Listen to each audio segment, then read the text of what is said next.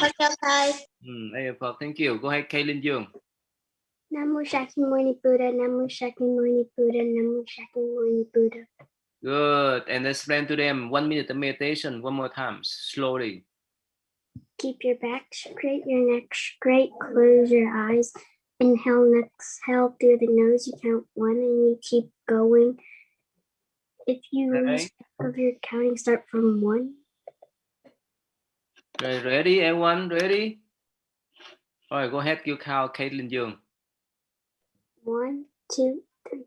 Everyone close your eyes. Dragon, close your eyes, count your breath.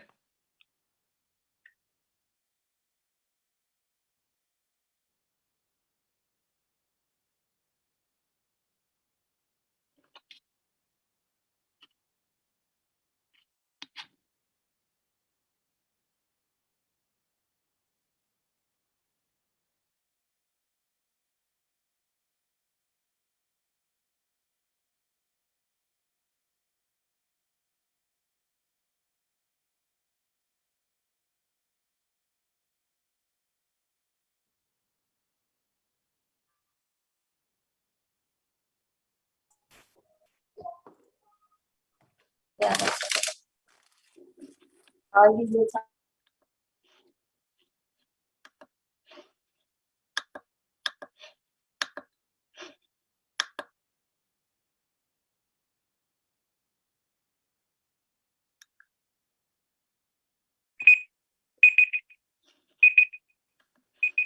Okay, Caitlin Dương, ask him.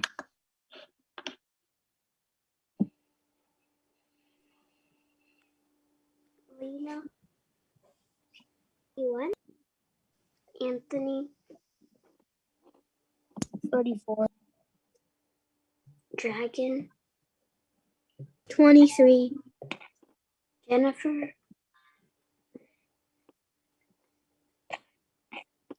Jennifer. She's not there. Okay. All right, thank you. So let me show you the story, okay? And are you ready, Oliva? Yeah. Good, thank you. All right.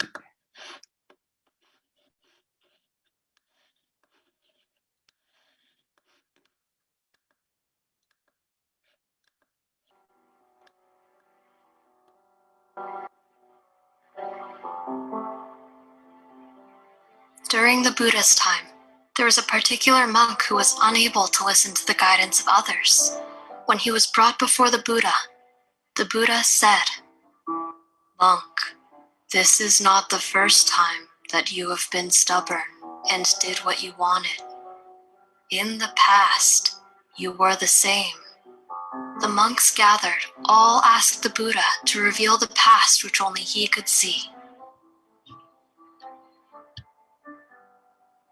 In the past, when Brahmadatta was reigning in Benares, there was a Brahmin who knew a special incantation known as Vetapa. This incantation was very precious. If the incantation was done during a certain alignment of celestial bodies, from the sky, the 7 things of value would rain down upon the incanter.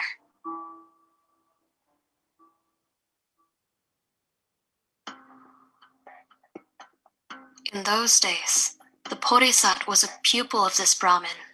One day, he left with his master on some business and came together to the country of THIийнH. In a forest along the path dwelt 500 robbers known as the ransomers. They would lie in wait for people to walk along the path and kidnap the party. Then, they would release one member to go fetch the ransom for the other. If they captured father and son, they would release the father to get the ransom. If they captured 2 brothers, they would release the elder to get the ransom. The Vetapa Brahmin and his student were captured by the ransomers, like so many others had been before them. The ransomers released the student, and before he left, he warned his teacher, saying, "Master, I will surely come back with the ransom in a day or two. Have no fear, but please heed my warning. Today, the celestial bodies are aligned for the Wetapat incantation. No matter what you do not tell them of this incantation, and under no circumstances should you recite it. If you do, calamity will befall you and this band of robbers." The Wetapat Brahmin was bound and left on the ground. At sunset, the Brahmin looked at the sky and saw that it was just as his student had said. The celestial bodies were aligned. He thought, "Why should I have to suffer this misery? If I just pay the ransom using the precious rain, it will let me go." The Wetapat Brahmin said to the robbers, "If you want treasure and ransom, loosen my bonds. I will make them rain from the sky." The bandits released him, but kept a close eye on him. The Wetapat Brahmin proceeded to recite the Wetapat incantation, and valuable treasures rained from the sky. The bandits were overjoyed and collected it all. The Brahmin too was overjoyed, thinking he was to be freed.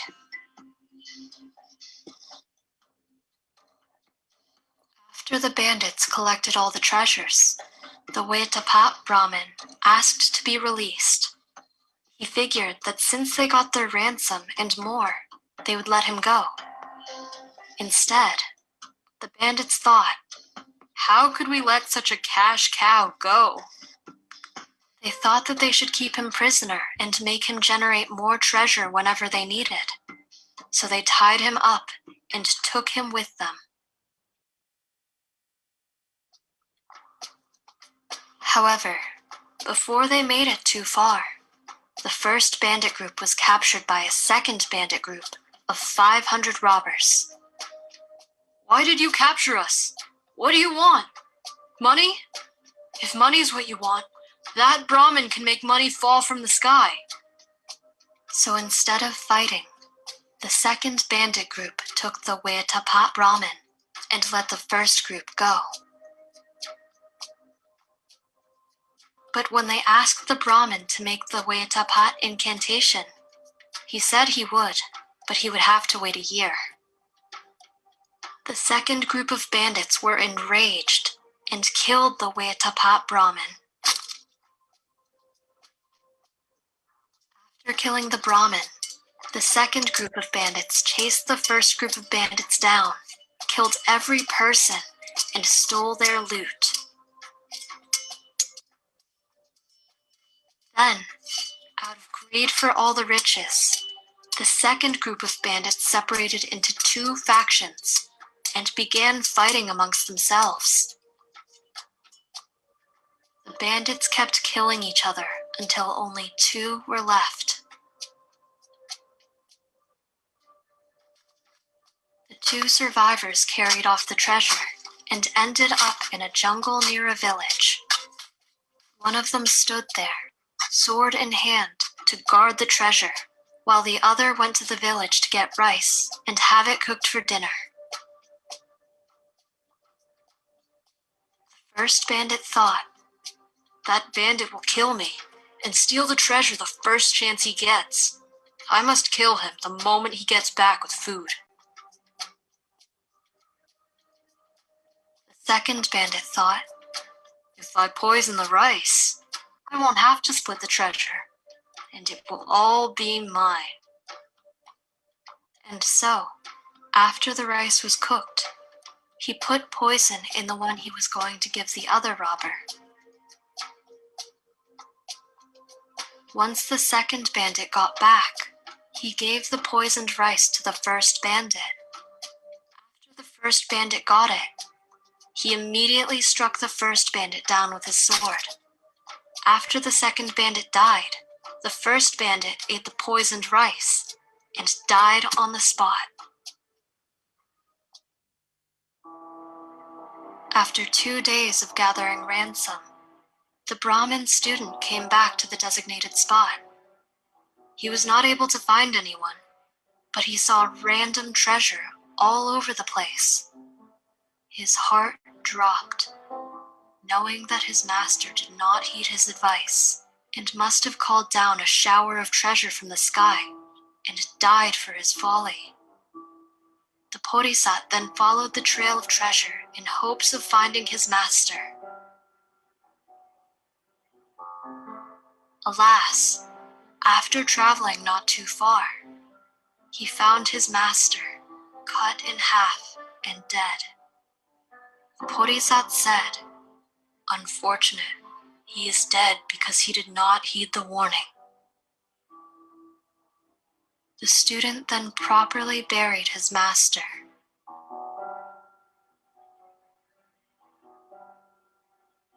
Further along the road, he came across the 500 dead bandits of the first group. As he kept going, he saw the remaining 500 corpses of the second group. Finally, he came across the last 2 corpses. He was able to surmise exactly what happened. So, the Bodhisattva recovered the treasure. The Bodhisattva uttered the words, "And thus, through not following my advice, my master, in his stubbornness, caused not only his own destruction, but the destruction of 1,000 others. Those that seek their own gain by mistaken and misguided means shall reap ruins, just as my master did." The Bodhisattva then carried all the treasure back to his home. And for the rest of his life, he practiced almsgiving and other good works. At the end of his life, he died and was reborn into the heaven that he had earned. And the Buddha concluded the birth story by saying, "This is not the first time that you were stubborn, monk. You were stubborn in the past as well, and through your stubbornness, you caused your own destruction." At the end of the lesson, the Buddha identified the birth by saying, "The stubborn monk was the Vetapat Brahmin of those days, and I myself was his pupil." What did you learn? Okay. Oliva, summarize what's the story about.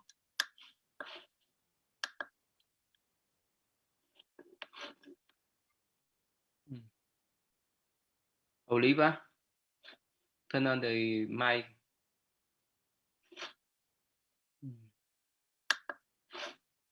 Are you there, Oliva?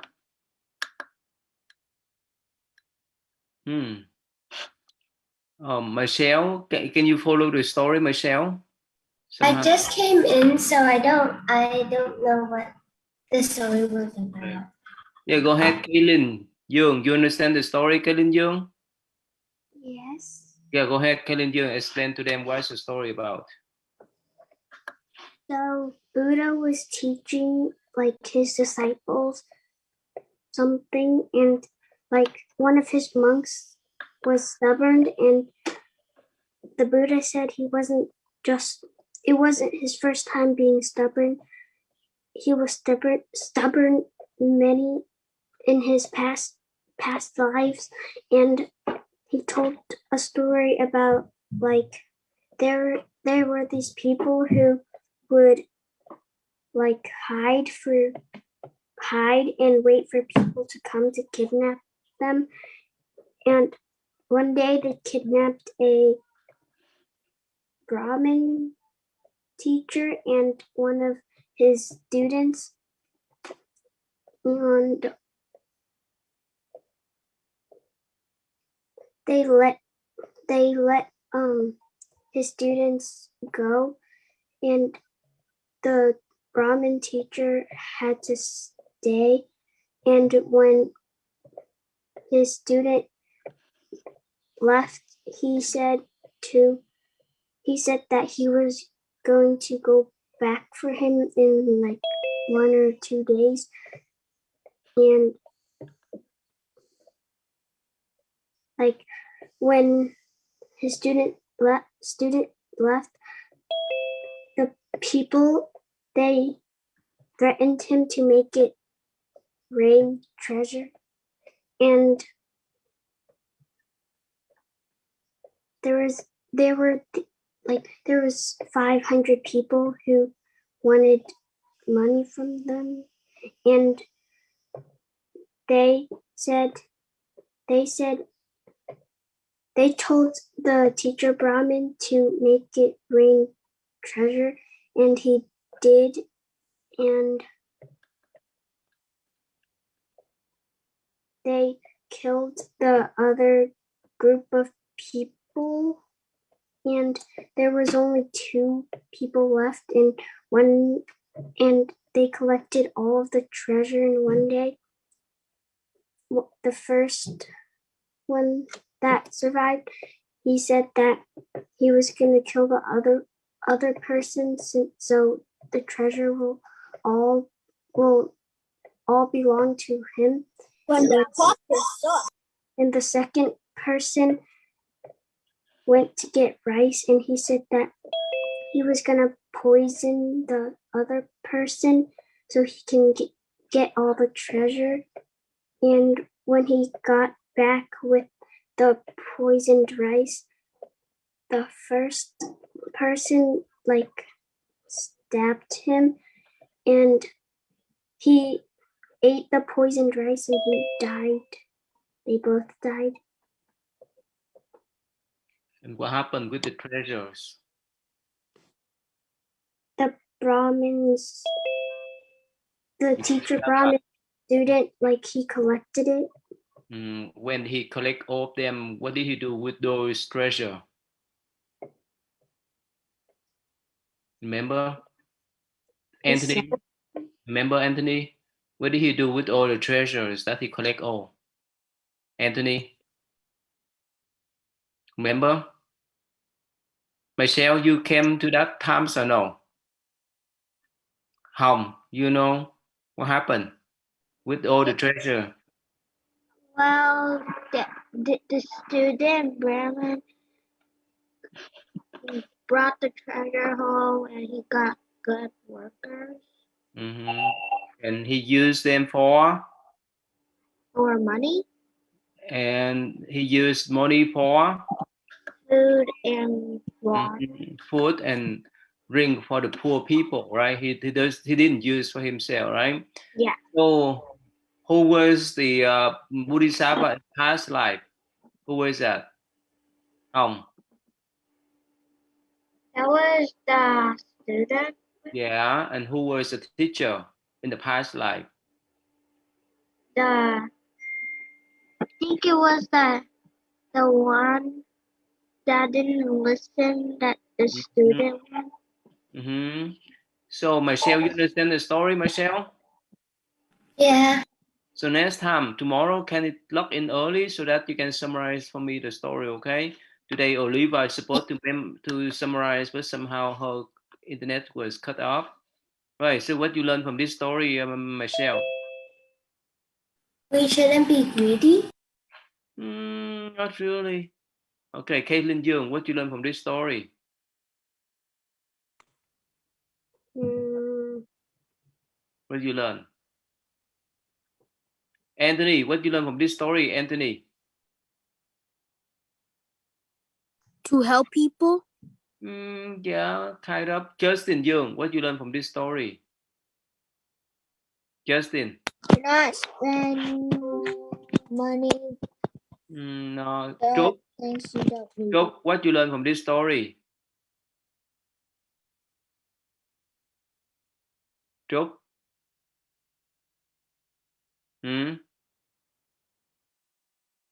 What you learn? Emmy, what you learn? Me? Yes. I learned to not be greedy.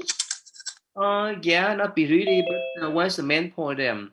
You need to listen to the wise people, right? Don't be Yes. stubborn like that Brahmin man, right? Because he was stubborn, he decided the mantra. That's why all the treasure fall out, and they killed him, and they killed all the robbers too, right? So you need to listen to the wise ones, right? Okay. So Victor Nguyễn, who are the wise one? Victor Nguyễn. Me? Yeah, who are the wise one? Who? Elder. Elder. Who are the elders? Who? I don't know. I forgot. No, forgot. Georgie Fang from Pennsylvania. Who are the wise one that you think you know of? But Trúc. Who are the wise one, Trúc? The student? No, the teacher, right? Your teacher, your elders, right? Okay, anyway, so please remember that, okay? So Michelle, try to log on early tomorrow, okay, Michelle?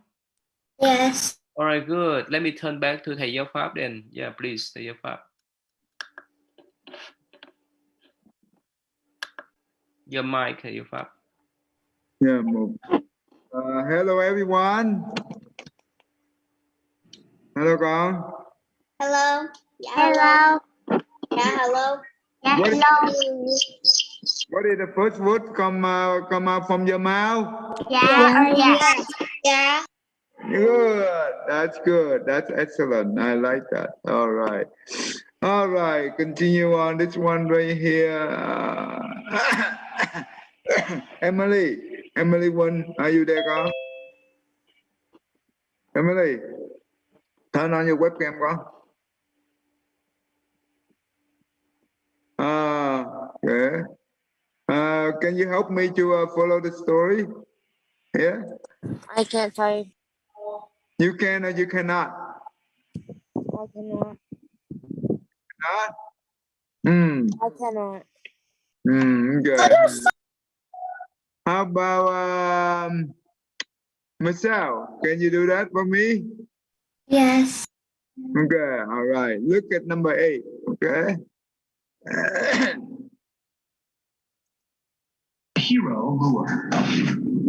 This trick is similar to fake friends, but it requires less research work and so is easier to perform. Molesters can invite kids to save local heroes, popular celebrities, coaches, or school teachers. They don't even have to invent a fake name for themselves. Just say they were sent by that person everyone knows and loves. This trick is more likely to work with older kids trying to win popularity. Do something great for a hero, and you will also be one. That's the logic behind it.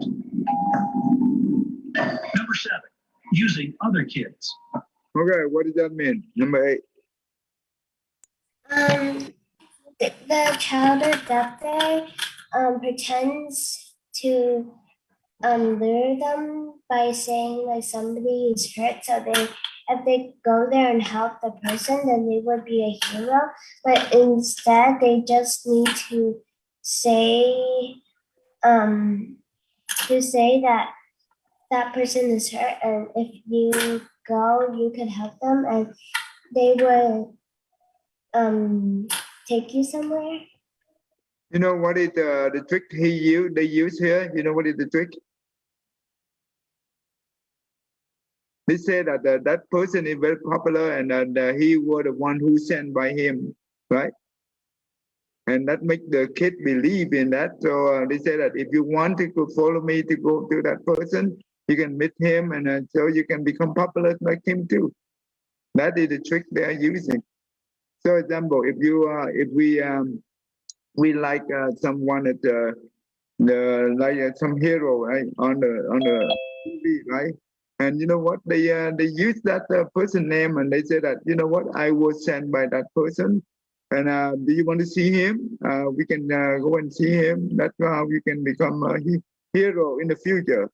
That is the trick that they are using. Right, Michelle? Yeah. Okay. Olivia, are you okay with your connection? Olivia?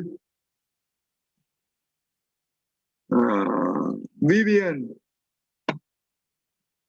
Yeah. Okay, can you help me to do this? Number 7. Yeah. Parents teach their kids not to talk to strangers. By strangers, we mostly imagine scary-looking adult stuff. What could a cute little child do to another cute little child? A lot of harm, actually, if that child was sent by kidnappers. It is okay to explain where one kid is taking the other and how long they've known each other for. The same applies to friendly-looking ladies. 6. Okay, what did it try to tell us here? Okay, so this one is saying that an adult or a kidnapper might send in another child as a way to like get one child that they're trying to kidnap to them. And that's the same thing with like friendly looking women, because women aren't like thought to be very harmful. But so if you want to know, you should ask them how long they've known each other and how they know each other. So what do we learn from here? What do we learn from this one right here? That everyone can be a kidnapper. No one's out of suspicion. Yeah, that means when we deal with a stranger, we have to be very cautious, right? Doesn't matter how even though it's a good looking kid, right? Because the kid that kid is sent by the kidnapper, right? So we have to be very careful. Bé Hồng, you understand that, bé Hồng? Yeah. So whenever you see the stranger, even a good-looking kid, right? Don't follow them. Should you follow them? No. No, but he look good here, good-looking, right? He cute boy. He a very nice boy. What do you think? Well, some little son can kidnap them. Yeah. Before you any stranger, even though to the kid, you need to go and talk to your parents first. That's the first thing you need to do. Okay? All right. Thank you. Asking for directions. A slow-moving car stopping a child is an alarming sign, too. A driver who is asking a child for directions and invites him or her to get into that car to guide them is 99% a child abductor. When you get lost while driving, you're more likely to ask a policeman or other adults for help, right? Or maybe use that pure magic known as GPS navigation. Vivian, what do you think about this one?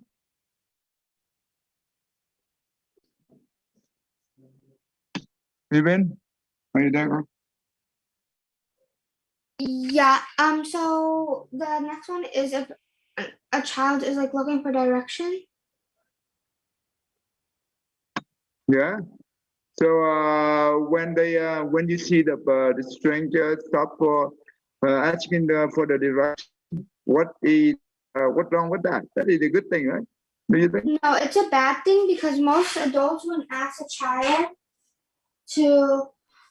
for direction, they most likely ask another adult, because adults seem to be like more, they're more familiar with their surroundings than children can be. Okay, Amy, can you help me with? Yes. Is it a good thing that when the adult driving the car and stop by and asking you for the direction, is that a good thing? No, Why not? because like they can use a GPS. Yeah, they can use the GPS. That makes sense that the adult asking the kid for the address. Does that make sense? Yes. Huh? Yeah. No. No, it doesn't make sense at all, right? So adult always ask adult or the police, not the kid. If they asking, if when you see Alan, Dạ thầy. Dạ. When you see the adult stopping the car and asking for something, should you stay there and talk to him? No, because he might grab you and put you in the car, and then he might drive away, and he might kidnap you. Okay, what should you do then? Talk to a grown up. You should Run. Run. Talk to a grown up. You should talk to a grown up, or You run away. You run away. Run. The best way to run. Okay. All right. Good. Who is the speaker of the house today? Huh? Me. Kaylin, Dương. Helen Jung, can you tell them what should they do before they go into the break room? Keep your camera on. Respect your tutor and only unmute when they ask you to. Okay, and what else? Okay, respect your tutor. That's correct. Thank you, cô Lan.